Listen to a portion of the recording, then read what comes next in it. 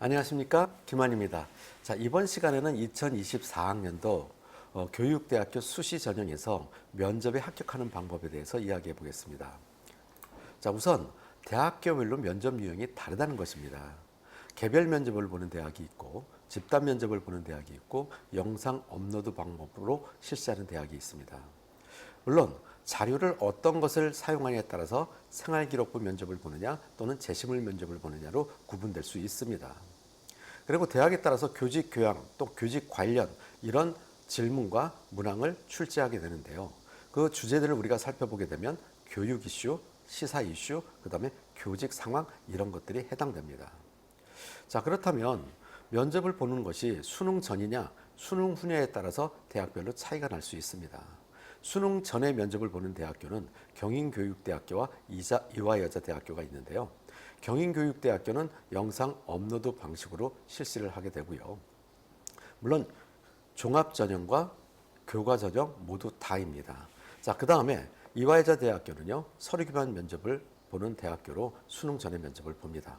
자, 그 다음에 수능 후에 면접을 보는 대학교는요, 광주교육대학교, 공주교육대학교, 대구교육대학교, 부산교육대학교, 그리고 서울교육대학교, 전주교육대학교, 제주교육대학교, 청주교육대학교, 한국교원대학교가 있습니다.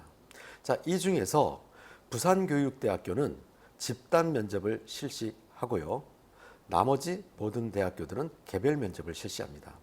그리고 제시문 면접을 실시하는 대학교가 서울교육대학교, 부산교육대학교, 한국교원대학교, 전주교육대학교가 해당이 되고요. 나머지 광주, 공주, 대구, 제주, 청주, 그 다음에 전주 일부 면접에서 서류반 면접을 실시합니다. 이렇게 우리가 교육대학교 면접 유형에 대해서 살펴보았고요. 자, 그 다음에는 면접에 합격하는 기만 컨설팅 모토에 대해서 말씀드리겠습니다. 바른 자세로 정선된 언어를 사용하여 질문에 적합한 답변을 대화하듯이 이야기한다면 모든 면접에서 합격할 수 있다는 것입니다. 물론 학생들이 12년 동안 교육을 받으면서 바른 자세가 무엇이라는 것은 다 알고 있을 것입니다. 자, 그럼에도 불구하고 바른 자세에서 틀리고 학생들이 실수하는 부분이 반드시 있다는 것입니다. 물론 저희가 교육을 할 때는 바른 자세에서 한 7가지 정도를 학생들에게 연습을 시키는데요. 그중에 대표적인 것 하나를 소개해 보겠습니다. 학생들은 면접장에 들어가서 교수님과 눈을 마주하면서 대화를 해야 된다는 것은 다 알고 있습니다. 하지만 교수님과 눈을 마주치고 있는 상태에서 질문이 좀 어렵거나 자신이 답변하기에 좀 곤란한 것들이 나오게 된다면 시선이 흔들린다는 것입니다. 학생들에 따라서 책상을 바라본다든지 천장을 바라본다든지 하는 경우에 또는 불필요한 행동으로다가 안경테를 만진다든지 머리를 극적거린다든지 하는 형식들이 나타나게 되죠. 자, 이런 부분들은 학생들이 많은 연습을 하지 않은 상태에서는 어려운 부분이 있다는 것을 꼭 유념하시기 바라고요.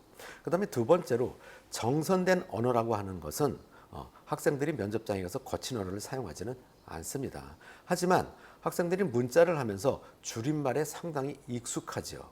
자, 그래서 제가 창체 시간에, 제가 야자 시간에 하면서 줄임말을 사용하는 경우들이 있는데 이거는 좋은 편력이라고 볼 수는 없습니다. 또 이것 이외에도 몇 가지 정선된 언어를 사용하게 된다면 학생들이 면접을 하면서 상당히 고급스러운 언어를 사용하고 있구나라는 표현력 부분에서 좋은 점수를 받을 수 있다는 것입니다. 그 다음에 이제 학생들이 가장 힘들어하는 부분이 질문에 적합한 답변인데요. 질문에 적합한 답변이라고 하는 것은 교수님이 질문한 의도 또는 제시문에서 출제자의 의도를 제대로 파악하고 답변하느냐, 또 그거의 방향성을 제대로 맞춰서 답변하느냐 따라서 학생들은 상당히 어려워하기 때문에 이 부분에 대해서는 교육 이론이나 교육 이슈 등에 대해서 학생들이 충분히 공부하시기 바랍니다. 자, 그 다음에 대화하듯이 면접 중에서 가장 좋은 면접은 면접관과 대화를 하고 나오는 것입니다. 학생들이 긴장을 했기 때문에 대화가 아닌 시험을 보고 나오는 형식들의 모습을 취하는 학생들이 있는데 그보다는 부모님과 대화를 하듯이 또는 삼촌과 이모와 대화를 하듯이 대화하듯이 이야기를 하고 나오는 것이 가장 좋은 면접이라는 것을 꼭 기억하시기 바랍니다. 자, 이렇게 기만 컨설팅 모토에 의해서 4가지를 다 맞추어서 이야기를 한다면 면접에 합격할 수 있다는 것입니다. 자, 그 다음으로 학생들이 답변을 할 때 논리적으로 답변을 해야 된다라는 부분에 있어서는 모두 다 인정하고 있는 부분이고 알고 있는 부분입니다. 그리고 또 한 가지, 두 갈식으로 이야기를 해라. 그러면 실수를 하지 않는다라는 부분이 있죠. 자, 그런데 학생들이 두 갈식으로 이야기해야 된다는 것은 알고 있으면서도 단답형으로 이야기를 한다라는 부분이 덜어 있어요. 그래서 주장만 하는 경우는 피해라. 저는 이 부분에 대해서 이러이러하게 생각합니다. 끝. 이거는 너무나도 어색하죠. 자, 그렇기 때문에 학생들이 최소한의 논리적으로 답변을 한다면 주장과 근거를 같이 이야기를 해야 된다는 것입니다. 자, 그렇다면 여기서는 우리는 이걸 이제 2단 구성이라고 표현을 하고 있는데요. 자, 주장과 근거를 얘기한다는 것은 이런 것이죠. 저는 이 부분에 대해서 이러이러하게 생각합니다. 왜냐하면 이러이러한 이유 또는 이러이러한 근거가 있기 때문입니다. 자, 여기까지만 이야기를 해도 학생들이 논리적으로 답변한다 라고 생각할 수 있습니다. 자, 그 다음에 이제 우리가 표현한 부분이 3단 구성이라고 표현한 부분이 있는데요. 자, 이거는 보통 서론, 본론, 결론으로 표현하는 학생들도 있고요. 또 지금 이야기한 것처럼 주장과 근거, 그 다음에 결론을 얘기하는 방법이 있겠죠. 그 다음에 이제 4단 구성으로 얘기하는 부분은 내가 이제 논리적으로 이야기를 했어요. 저는 이 부분에 대해서 이러이러하게 생각합니다. 왜냐하면 이러이러하기 때문입니다. 라고 이야기를 했는데 듣는 평가자 입장에선 이러한 경우도 존재할 수 있는데 라고 생각할 수 있죠. 그럴 때 물론이라는 부사어를 사용해서 이렇게 이야기를 할 수가 있겠죠. 저는 이 부분에 대해서 이러이러하게 생각합니다. 왜냐하면 이러한 이유가 있기 때문입니다. 물론 이러한 경우에 이러한 문제점이 발생될 수도 있습니다. 하고 결론을 이야기하는 경우. 자, 이런 경우에 4단 구성으로 표현이 될 수도 있습니다. 자, 하지만 저는 학생들에게 5단 구성으로 연습을 하라고 추천하고 싶습니다. 자, 그렇다면 5단 구성이라는 것은 도대체 무엇이냐? 지금부터 잘 들으시기 바랍니다. 자, 우선 두 가지식으로 얘기한다는 건 알고 있죠. 자, 첫 번째 주장, 두 번째 근거, 세 번째 물론, 네 번째 하지만 또는 그러나, 다섯 번째 결론을 이야기하는 것. 따라서 결론을 얘기하는 것입니다. 자, 그렇다고 한다면 지금부터 한번 잘 들어보시기 바랍니다. 저는 이 부분에 대해서 이러이러하게 생각합니다. 왜냐하면 이러이러한 이유가 있기 때문입니다. 물론 이러한 경우에 이러한 문제점이 발생될 수도 있습니다. 하지만 이러한 문제점은 이렇게 해결할 수 있기 때문에 따라서 저는 이렇게 생각합니다. 라고 이야기를 한다면 학생들 입장에서 동일한 내용이라 할지라도 논리적으로 들린다는 것이죠. 그리고 또 이렇게 이야기할 때 좋은 부분이 있습니다. 어떤 부분이 있냐면 학생들이 이야기하고 싶은 내용에 시간을 조절할 수 있다는 것입니다. 어떤 내용은 1분의 얘기를 해야 될 경우가 있고 어떤 내용은 2분의 얘기를 해야 될 경우들이 있습니다. 자, 그래서 학생들이 시간을 조율하고 또 논리적으로 이야기하는 데는 5단 구성으로 연습하는 것이 중요하다. 물론 이렇게 이야기를 하면서 매번 물론 그러나 따라서 이렇게 이야기하는 것이 어색하다고 느껴질 수도 있습니다. 자, 이런 경우에 학생들이 많은 연습을 하다 보면은 나중에는 그러나 따라서 하지만 따라서 이런 접속사를 쓰지 않으면서도 논리적으로 5단 구성으로 이야기할 수 있는 능력이 생긴다는 것입니다. 자, 이 부분을 유념해서도 충분히 연습하시기 바라고요. 자, 그 다음에 더 중요한 부분이 있죠.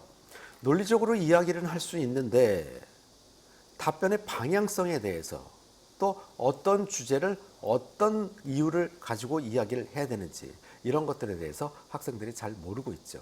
자, 지금 나와 있는 나만의 교사상 집단 따돌림 관련, 다문화 가정 학생 관련, 학교 폭력 관련, 창의적인 교육, 교육 방법 관련 이 부분은 이제 인성교육에서부터 장애 이해 교육까지 초등학교에서 지금 현재도 실시하고 있는 교육에 대한 내용들입니다. 자, 하나하나 모두 다 여러분들이 방향성을 제대로 알고 준비해야 된다는 것이죠. 자, 나만의 교사상 같은 경우는 교사가 되려고 하는 학생 입장에서는 교사상을 당연히 가지고 있어야 되겠죠. 자, 2022 교육 개정안을 보게 되면요, 구성주의에 입각한 교육을 하고 있는 방향성입니다. 자, 그렇기 때문에 교사상 또한 여러분들이 구성주의에 입각한 교사상을 갖는다면 훨씬 좋겠죠. 자, 그 다음에 집단 따돌림이나 학교폭력 관련 부분에 있어서는 지금도 많이 증가하고 있는 부분들이고요. 자, 이런 부분에 대해서는 우리나라 같은 경우에는 미국과 일본과 같이 무관용 정책을 실시하고 있는데요. 이 부분에 있어서는 학교 폭력이 점점 증가하고 있다는 것이 문제점이죠. 하지만 북유럽 국가나 독일 같은 경우에는 관용 정책을 사용하면서 학교 폭력이 점점 감소하고 있다는 면에서 어떤 방향성을 가지고 답변을 하는 것이 좋은 것인지에 대해서는 학생들이 다시 한번 생각할 필요가 있겠죠. 그 다음에 이제 다문화 가정 학생 관련 문제 같은 경우에 예를 들자면 학급에 다문화 가정 학생이 있을 때 어떻게 교육을 시키고 싶느냐라는 질문을 받았다고 한다면 학생 입장에서는 이렇게 대답하는 학생들이 많이 있습니다. 다문화 가정 학생은 틀린 것이 아니라 다른 것입니다. 자, 그렇기 때문에 다름을 존중하는 교육을 시키면 될 것입니다. 라고 이야기를 하는 학생들이 많이 있는데요.